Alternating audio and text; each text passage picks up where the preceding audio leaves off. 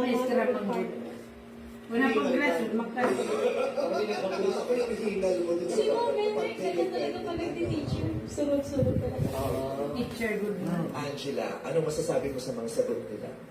Sino dyan ang carry to ni Chelo?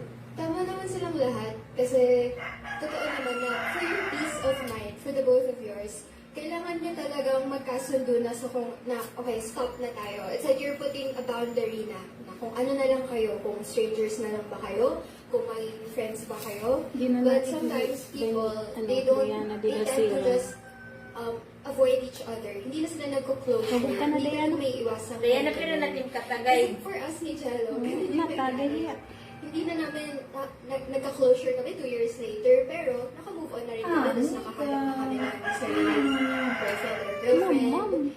So I can say na nakaka-move on ka naman kahit walang closure na proper. Pero tama yung sanabi nila na I think it's ideal to have a proper So, closure. sino dyan sa palagay mo ang okay kay Chelo? Number 1. Ito pala yung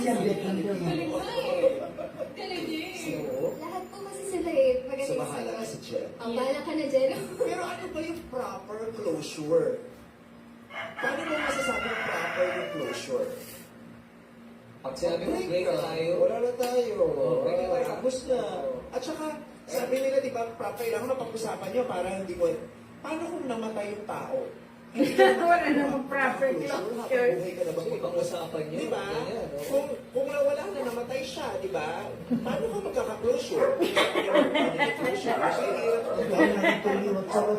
Iba lang yung story. Ano man kuno ko kay anak mo kay anak tenda kay mo kuno kay patay na buhay mo kuno patay. Yeah, but do you really need to do that? Can't you just give that closure to yourself? Kailangan ba iasa mo siya sa ibang tao na ibigay mo sa akin? Pag gano'n ka lupa ko, ang bungso para na matigas. Ang magiging